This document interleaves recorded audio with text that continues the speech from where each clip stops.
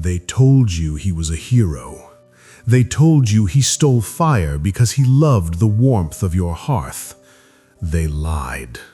Prometheus didn't look at humanity and see children to be saved. He looked at us and saw an army to be forged. He knew that as long as we were cold, we were obedient. As long as we were shivering in the dirt, Zeus could sleep soundly on his throne of clouds. Fire wasn't a gift. It was a weapon of mass insurrection.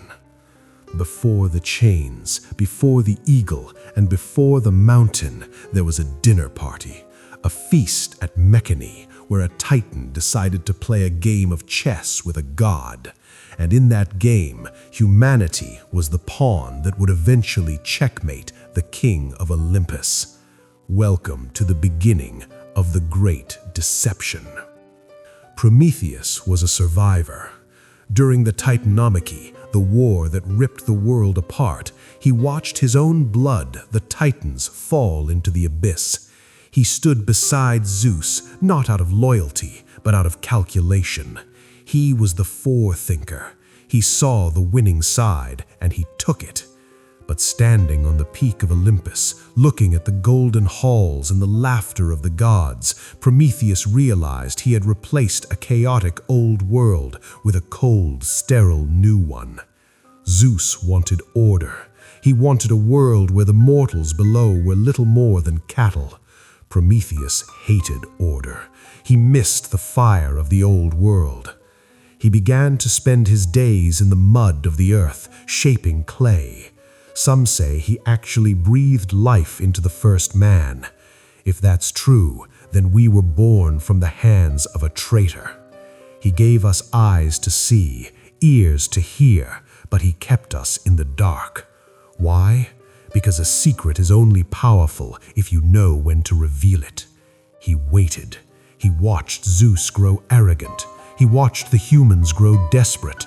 And then came the invitation to Mecone. The feast at Mecone was supposed to be a peace treaty, a sacrifice to define what belonged to the gods and what belonged to men. Prometheus slaughtered a massive ox, the finest beast in the land. He split the carcass into 2 piles. This is where the tragic villain reveals his genius. In one pile, he hid the prime, life-giving meat under the rotting, disgusting stomach of the ox. In the other, he piled the worthless white bones, but he draped them in a thick, shimmering layer of succulent fat. It looked like the prize. It looked like the portion a king deserved.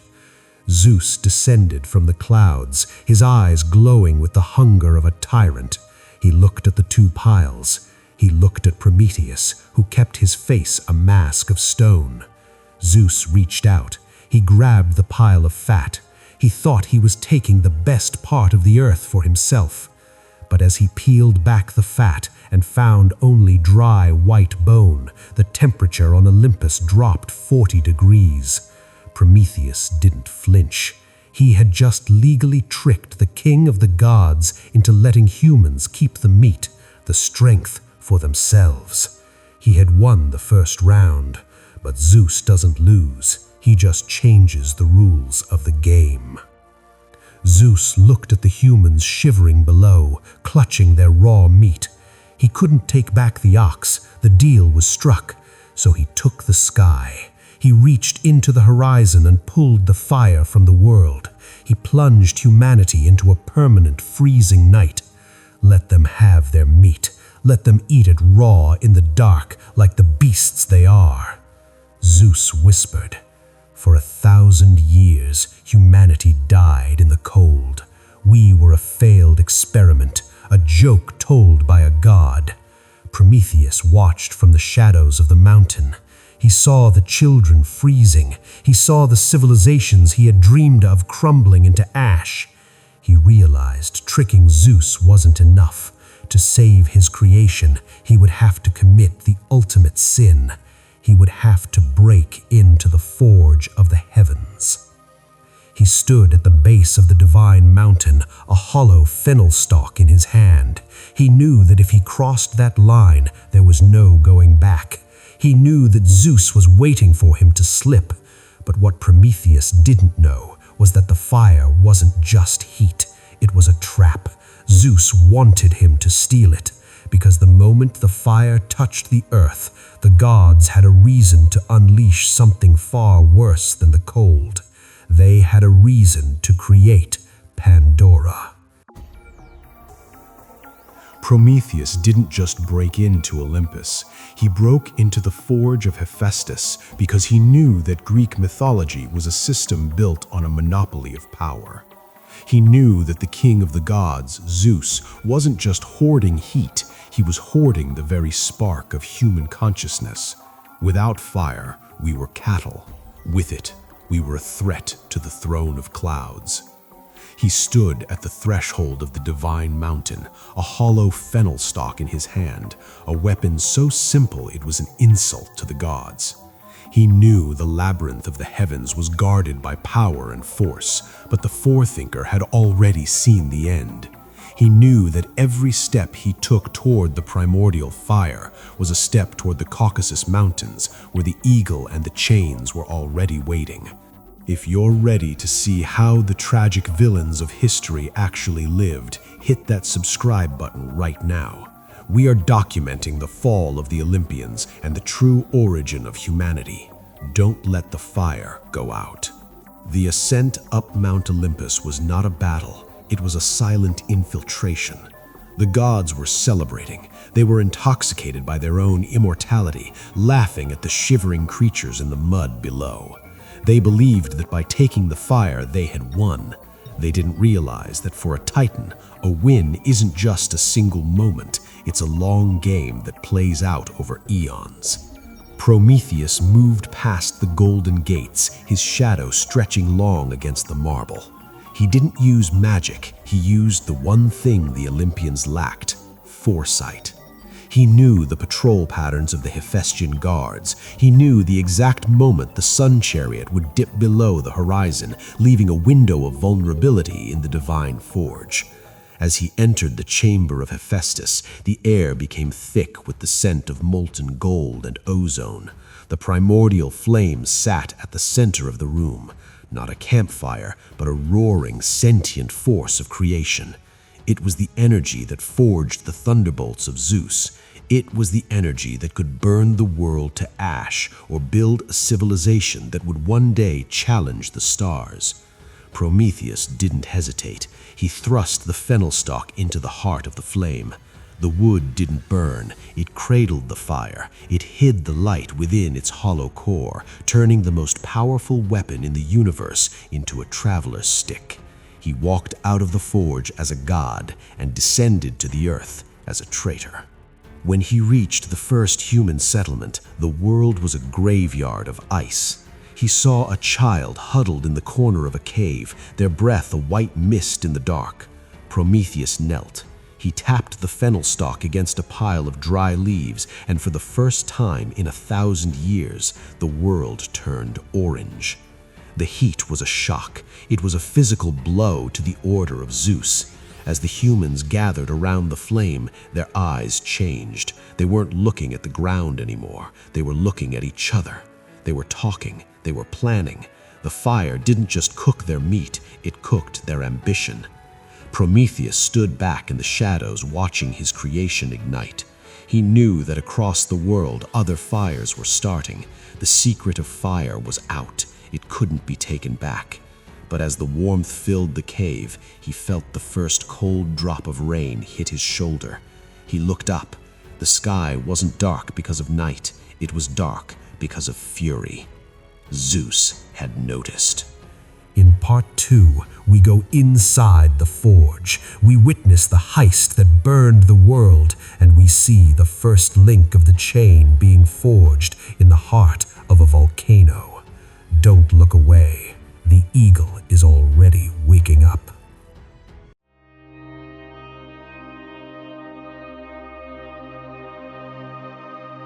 They told you he was a thief. They told you the theft of fire was a desperate act by a dying god. They lied. The king of the gods didn't send a lightning bolt to destroy the fire. He knew that would only make Prometheus a martyr. Instead, he sent Kratos and Bia, power and force. They didn't come to kill, they came to collect a debt. They seized Prometheus at the very moment he was smiling at a human child. They dragged him away from the warmth, back into the freezing heights, toward a destination that had been prepared before the first man was even shaped from clay. The Caucasus Mountains are the jagged teeth of the world. There, where the wind screams like a dying god, they laid him out against the stone. Hephaestus was the one who had to do the work. The smith god, who had once been Prometheus's friend, wept as he brought down the hammer. The chains were not made of iron, they were made of adamantine, a substance that bonds to the soul as much as the flesh. With every strike of the hammer, the mountain itself seemed to groan.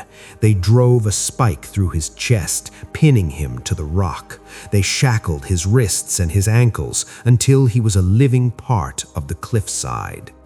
"Why?" Hephaestus whispered, his voice cracking over the sound of the wind. Prometheus looked at his old friend, his eyes burning brighter than the flame he had stolen. "I saw the fire," he said, "and I saw that it was worth the chains." Zeus appeared then, not as a man, but as a presence that filled the sky. He didn't mock Prometheus, he simply looked down at him with a cold, terrifying pity. "You gave them the fire," Zeus rumbled, "so I will give them the curse, and for you, I will give you the eagle." The eagle of Zeus is not a bird. It is a biological machine of torture, a creature that lives only to consume the immortal liver of a Titan. Every morning it descends, every night the liver grows back, fueled by the very immortality that Prometheus refused to surrender. But while Prometheus bled, Zeus was busy in his workshop. He was crafting a gift for humanity. He was crafting the woman who would carry a jar, and within that jar was the end of the Golden Age. We witness the arrival of Pandora. We see the opening of the box that unleashed sickness, war, and death upon the humans who had just learned to love the fire. And we see the final secret that Prometheus kept behind his teeth, the secret that made even the king of the gods tremble with fear. Don't look away. The jar is about to open. They told you Pandora was an accident. They told you she was a curious woman who made a mistake with a box. They lied. Pandora was the first biological weapon in Greek mythology. She wasn't born. She was engineered by the king of the gods, Zeus, specifically to destroy the humanity that Prometheus had died to save. While the Titan was pinned to the Caucasus Mountains, his flesh being harvested by the eagle daily, the Olympians were in their laboratory crafting a gift that would turn the fire of progress into a funeral pyre. The theft of fire had a price, and that price wasn't just the chains or the adamantine spikes. It was the end of the Golden Age. Zeus knew he couldn't take the fire back, so he gave us the one thing that would make us regret having it: hope. Welcome to the final act of the Great Deception. We are at the end of the Prometheus saga. If you followed this journey from the Mecone trick to the forge of Hephaestus, hit that subscribe button now. We are exposing the dark side of the tragic villains, and our next series on Medusa is going to change everything you thought you knew about monsters. Zeus didn't just want to kill the humans, he wanted to break their spirit. He gathered the gods of Olympus for a final project. Hephaestus molded her from the same clay Prometheus had used, but he infused her with a divine shimmering hollow. Aphrodite gave her a beauty that was a trap. Hermes gave her a voice that was a lie. And Zeus gave her a jar. He didn't call it a box. It was a pithos, a massive storage jar sealed with a heavy lead lid. He told her never to open it. That was the final cruelty. He gave a creature designed for curiosity a secret she wasn't allowed to know. It was the same game he played with Prometheus, but this time the target was the heart of man. Pandora was sent to Epimetheus, the afterthinker, the brother of Prometheus. Prometheus had warned him never accept a gift from the sky. But Epimetheus looked into Pandora's eyes and forgot the mountain. He forgot the blood. He forgot the warning. He opened his home to the Olympians, and in doing so, he pulled the pin on a grenade that had been live since the feast at Mecone. The day the world changed was silent. Pandora stood in the center of their home, the jar glowing in the afternoon light. She didn't open it out of malice. She opened it because the gods had built her to do it. When the lid cracked, there was no explosion. There was only a hiss, the sound of 1,000 snakes escaping into the grass. A thick gray mist began to pour from the jar. These were the children of night: sickness, old age, famine, war, greed, and despair. Before this moment, humans lived forever. We were strong, we were happy.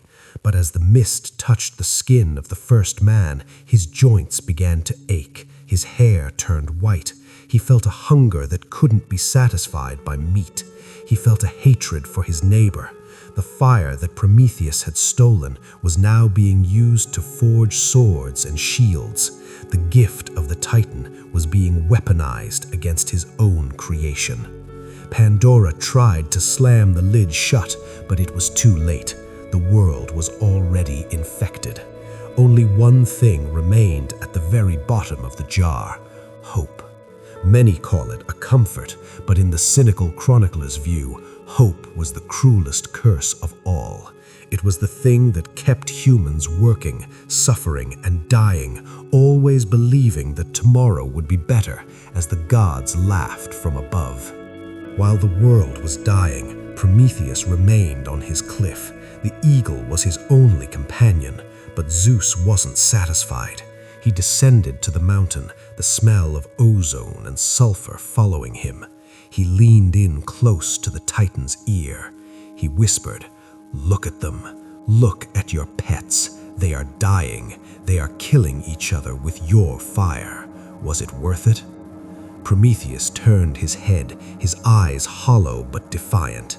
He didn't answer with a plea for mercy. He answered with a threat. "You think you are the end of the story, Zeus, but I am the forethinker. I have seen the woman who will bear a son greater than his father. I know the name of the one who will cast you into the same abyss where the Titans rot." The sky turned black. Zeus's pride was his only weakness. He needed that secret. He offered Prometheus a seat on the council, an end to the torture, anything just for a name. Prometheus only laughed. The blood dripped onto the rocks, but for the first time, the king of the gods was the one who felt the cold. He realized that as long as Prometheus breathed, the throne of Olympus was built on sand. Prometheus would wait. He would wait for centuries. He would wait for the arrival of Heracles, the hero who would finally slay the eagle and break the adamantine chains. But the world he returned to wasn't the one he left. It was a world of shadow, of pain, and of hope. He had won the war, but he had lost the world. He remains the ultimate tragic villain, the one who did the right thing for the wrong reasons, and the one who had to watch his own children burn in the fire he provided. But Prometheus wasn't the only one the gods feared. Deep in heart of a hidden temple, a woman was being cursed, not for a theft, but for her beauty. A woman whose gaze could turn a king to stone. In our next episode, we enter the lair of Medusa. Don't look her in the eye. The stone is permanent.